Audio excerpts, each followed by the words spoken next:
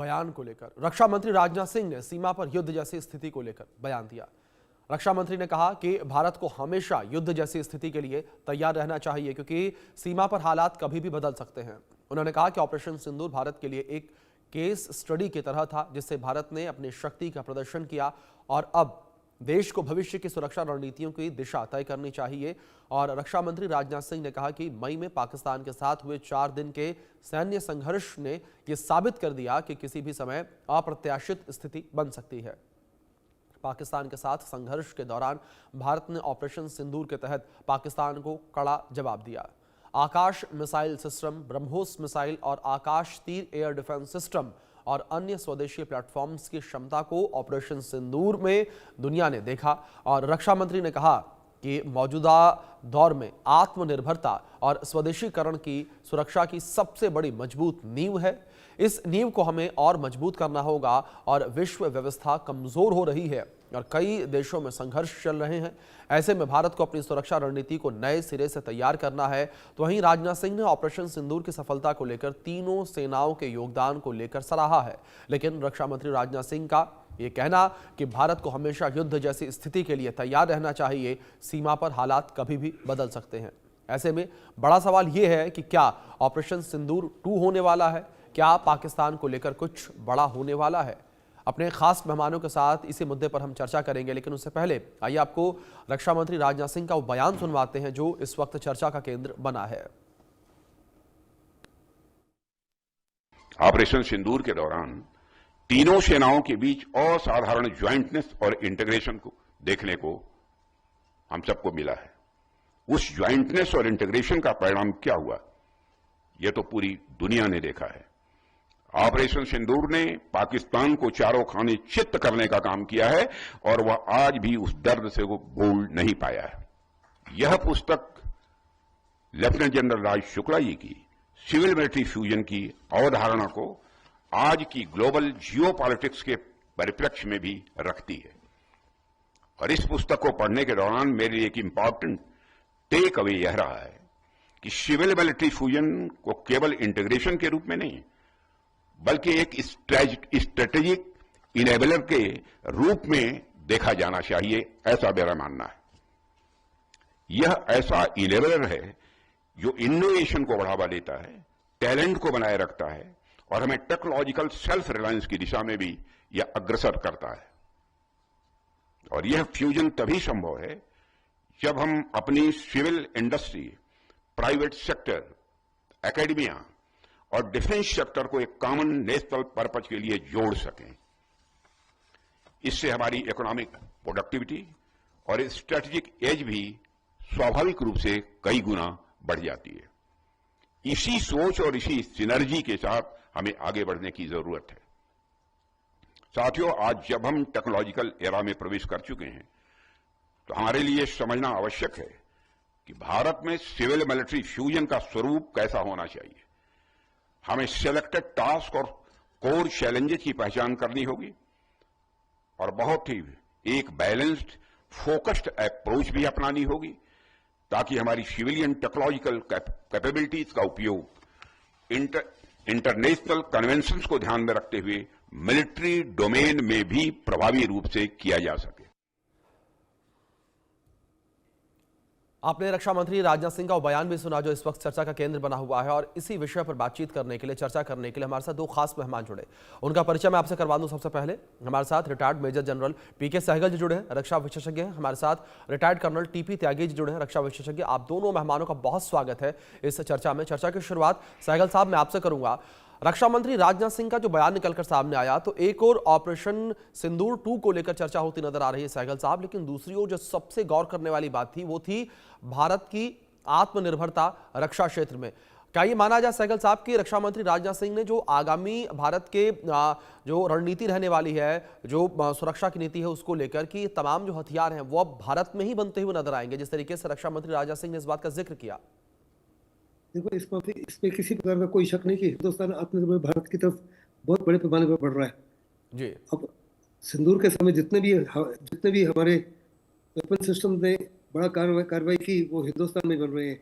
चाहे आप ब्रह्मोस को देखो, चाहे आकाश को देखो, चाहे आकाश तीर को देखो, या कुछ और एयर टैग्स है, या हमारे पिनाका रॉकेट लॉन्चर वगैरह हैं, और बहुत सारे दूसरे वेपन जो है वो तमाम हिंदुस्तान में बन रहे हैं।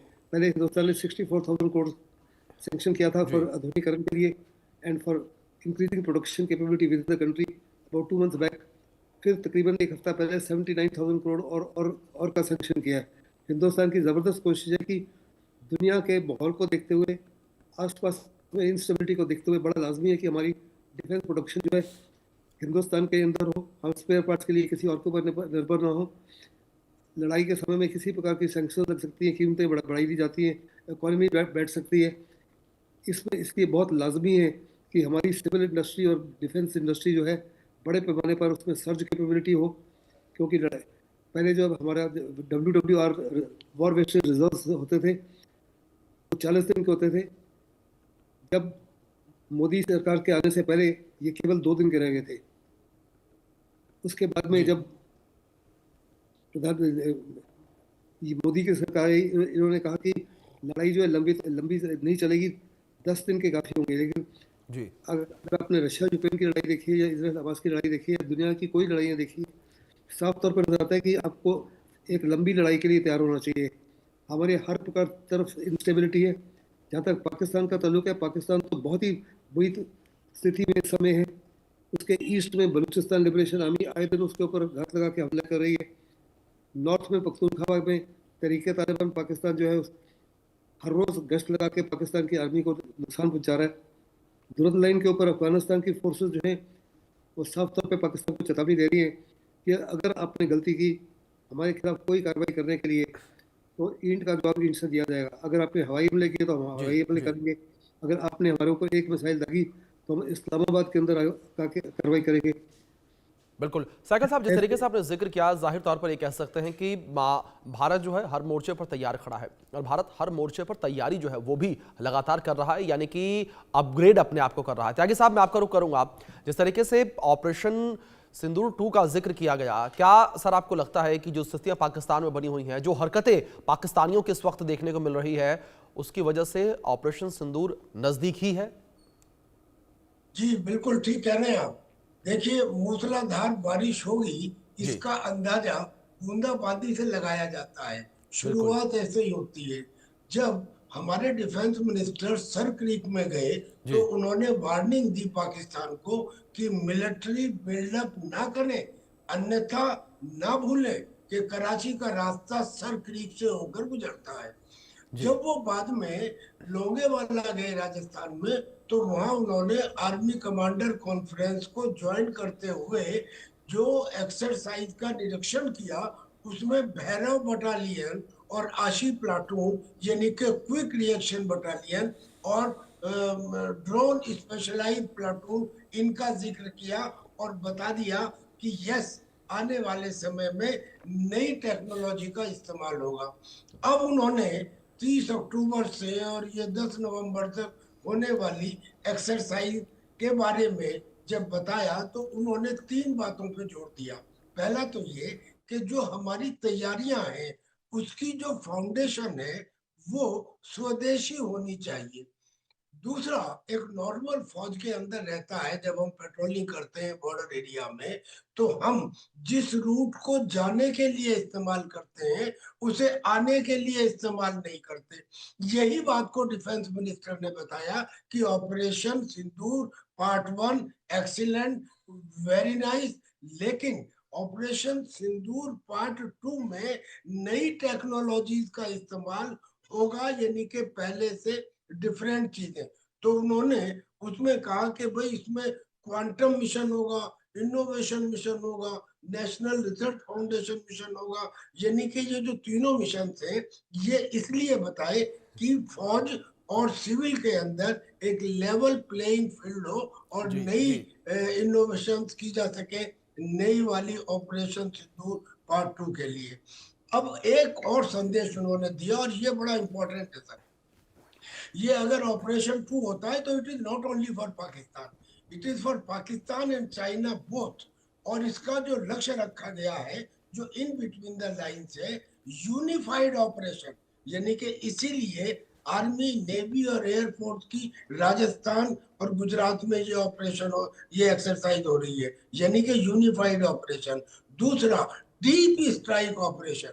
इसके अंदर जो काम किए जाएंगे, जैसे एंटी ड्रोन ऑपरेशन या जैमिंग ऑपरेशन या ऑटोमेटिक स्पेक्ट्रम मॉनिटरिंग, ये सब deep strike penetration, deep strike के लिए है, यानी कि चाइना के लिए भी है। और दूसरा, मल्टी डोमेन ऑपरेशन। ये मल्टी डोमेन ऑपरेशन यानी कि डिफरेंट फील्ड्स के अंदर this can be easily understood. और इसमें तरह तरह के हथियारों के यूज का सिनर्जाइजेशन बिल्कुल की बिल्कुल सर। एक्सरसाइज होगी। अब इतना कहने के बाद जी जी हमारे डिफेंस मिनिस्टर ने जो कहा, उसका डर देखिए कि अभी तक तो कुछ किया नहीं है, और पाकिस्तान ने अपना नो टू एयरमैन यानी कि नोटम डिक्लेयर कर दिया है। ये स्थिति है। हिंदुस्तान की फौज ने जो इंटीग्रेशन दिखाया, देखिए ऑपरेशन सिंदूर 1 में जो ब्यूटी थी वो हथियारों की ब्यूटी नहीं थी सर, वो ब्यूटी थी उनमें इंटीग्रेशन की, यानी कि जी आकाश तीर से। और बिल्कुल उन्होंने भी कहा, राजनाथ सिंह जी ने, जी कि आने वाले रियल टाइम इंफॉर्मेशन कि किस टारगेट के लिए कौन सा एयर डिफेंस सिस्टम यूज होना है। जी बहुत दूर है तो S-400 और बहुत नजदीक है तो एंटी एयरक्राफ्ट गन। ये जो इंफॉर्मेशन रियल टाइम मिली, जी। दिस इज द इंटीग्रेशन जिसका कोई मतलब त्यागी समानांतर जी, ये आज माना तक जाए नहीं कि हुआ जिस है तरीके दुनिया से में। रक्षा मंत्री राजनाथ सिंह का बयान निकलकर सामने आया है, ये एक हिडन चेतावनी है पाकिस्तान के लिए कि जैसा भी संघर्ष होगा, उस हर संघर्ष के लिए भारत के पास हथियार पहले से ही मौजूद है, वो भी भारत में ही निर्मित। सहगल साहब, क्या ये माना जाए कि इस बयान के बाद पाकिस्तान में भी खलबली मची हुई है, क्योंकि भारत की जो आत्मनिर्भरता है वो सभी के सामने है और भारत लगातार नई ऊंचाइयों को, नए आयामों पर पहुंचता हुआ नजर आ रहा है, लेकिन पाकिस्तान की जो निर्भरता है वो पाकिस्तान के कटोरे पर है, यानी कि पाकिस्तान के कटोरे में जितनी भीख आएगी उस हिसाब से ही वो अपना देश चलाएगा और उस हिसाब से हथियार खरीदेगा। सहगल साहब, आपने बिल्कुल सही कहा। जहाँ तक हिंदुस्तान का ताल्लुक है, हिंदुस्तान अपनी डिपेंडेंसी पूरे जी बड़े पैमाने पर इंडिजिनस वेपन सिस्टम के ऊपर ही, इंडिजिनस प्रोडक्शन के ऊपर ही, असले की, मिसाइल प्रोडक्शन के ऊपर ही, टैंक एमुनिशन की, आर्टिलरी एमुनिशन की, रॉकेट लॉन्चर्स की, हिंदुस्तान अपने ऊपर ही निर्भर होगा। जहाँ तक पाकिस्तान का ताल्लुक है, पाकिस्तान के तो कंगाल है। उसका जितना भी 70 to 80% उसका इक्विपमेंट चाइना से है, और चाइना ने उसको थर्ड रेट इक्विपमेंट दिया है, जिसने साफ तौर पे ऑपरेशन सिंदूर में काम नहीं किया। अगर जो अच्छा इक्विपमेंट भी था, पाकिस्तान के ट्रेनिंग और लीडरशिप में कमजोरी थी, उनका मोरल और मोटिवेशन में कमजोरी थी, उस वेपन सिस्टम को वो सही तरीके से इस्तेमाल नहीं कर पाए। जी और ये जी सारी दुनिया ने इसको देखा। हिंदुस्तान ने साफ तौर पर पाकिस्तान को एक बार नहीं, अनेकों बार कहा है कि आपकी अंदरूनी जो स्थिति है उसके लिए हम जिम्मेदार नहीं है, लेकिन अगर उस स्थिति से आपने निकलने के लिए, अपने जी लोगों जी को डिस्ट्रैक्ट करने के लिए कुछ भी कार्रवाई की हमारे बॉर्डर्स के ऊपर, चाहे वो जम्मू में हो या जम्मू कश्मीर में हो या गुजरात राजस्थान में हो या सर्कल के इलाके में हो, तो हम आपको इस माफी के जवाब देंगे, जिससे आपका इतिहास और भूगोल दोनों बदली हो सकता है। और इसी को निगाह में रखते हुए ये जो हमारी एक्साइज त्रिशूल चल रही है, जिसके बदले में पाकिस्तान ने अपने सदर्न रीजन और सेंट्रल रीजन में एयर स्पेस को बंद कर दिया है, बड़ी रिस्ट्रिक्शन लगा दी है, आर्मी को अलर्ट कर दिया है, एयर डिफेंस को अलर्ट कर दिया है, एयरफोर्स को अलर्ट कर दिया है, 6 नई बटालियन दिया है सर्कल के इलाके में। हिंदुस्तान ने साफ तौर पे कहा है कि हम किसी प्रकार से आपको बर्बाद नहीं करना चाहते, किसी प्रकार से हम जी आपके ऊपर हावी नहीं होना चाहते, लेकिन अगर आपने गलती की किसी प्रकार से हमारे खिलाफ कोई भी हादसा करने के लिए, अगर आपको याद होगा पिछले तकरीबन 1 महीने के अंदर उन्होंने 1500 नए टेररिस्ट को खड़ा कर दिया है, और लाइन ऑफ कंट्रोल को उसके पार उन्होंने नए टेररिस्ट ट्रेनिंग कैंप्स बना रही है, नए लॉन्च पैड बना रही है, सर्कल के इलाके में 6 नई बटालियन ले आए, वहाँ नई आर्टिलरी ले आए, नए मिसाइल यूनिट्स ले आए, उस एरिया के अंदर एयरफोर्स को तैनात किया हुआ है। तो ये दर्शाता है कि पाकिस्तान के अंदर शहबाज शरीफ के खिलाफ और आसिफ मुनीर के खिलाफ लोगों का विश्वास कम होता जा रहा है, और इस विश्वास को कायम करने के लिए पाकिस्तान यकीनन ऐसे मौके पर डिस्ट्रैक्ट करने के लिए हिंदुस्तान के खिलाफ कुछ कार्रवाई करता है। लेकिन इस बार हिंदुस्तान ने कहा कि अगर ऐसी गलती करोगे तो याद रखिए ऑपरेशन सिंदूर खत्म नहीं हुआ। ऑपरेशन सिंदूर 2 जो है वास्तव में पाकिस्तान के इतिहास और भूगोल को बदली कर देगा, और इसमें किसी प्रकार का कोई शक नहीं होना चाहिए। हिंदुस्तान एक पीस लविंग नेशन है, हम पाकिस्तान के खिलाफ कोई कार्रवाई नहीं करना चाहते, लेकिन अगर पाकिस्तान ने भूल की हमको छेड़ने की, हमारे के ऊपर कुछ नुकसान पहुंचाने की, जान का या माल का, तो हिंदुस्तान जो है इस बारी पाकिस्तान को बख्शेगा नहीं। Back to you. Ji ji Tyagi ji, जिस तरीके से ये सवाल मैंने सहगल जी से भी किया था, इसी सवाल का सिलसिला थोड़ा सा आगे बढ़ाऊंगा मैं और आपके पास पहुंचूंगा मैं, कि जिस तरीके से पाकिस्तान के खलबली को लेकर मैंने जिक्र किया, जो पाकिस्तान के पेट का दर्द है वो हमने पाकिस्तानी प्रधानमंत्री शहबाज शरीफ के एक नए बयान में भी जिस तरीके से देखा। उन्होंने ट्वीट किया भारत के अभिन्न अंग जम्मू कश्मीर को लेकर, और ट्विटर ने ही, एक्स ने ही उनके उस ट्वीट का फैक्ट चेक किया और ये बताया कि जम्मू कश्मीर भारत का अभिन्न अंग है। इस तरीके से आप झूठा प्रोपेगेंडा न फैलाएं। देखिए, उन्होंने ट्वीट किया और एक्स हैंडल के ऊपर ये आ गया फैक्ट चेक में कि जो उन्होंने ट्वीट के अंदर ये कहा था कि भारत ने आक्रमण किया और हमारे कश्मीर को ले लिया, ये गलत है।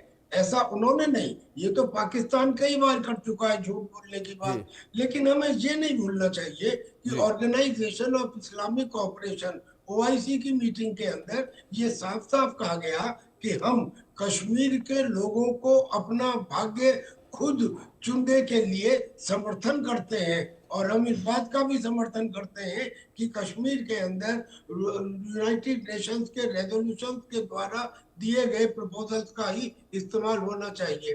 तो बात यह है कि दुश्मन को कभी कमजोर नहीं समझना चाहिए, छोटा भी दुश्मन हो तो भी, क्योंकि सिचुएशंस बदलती रहती हैं।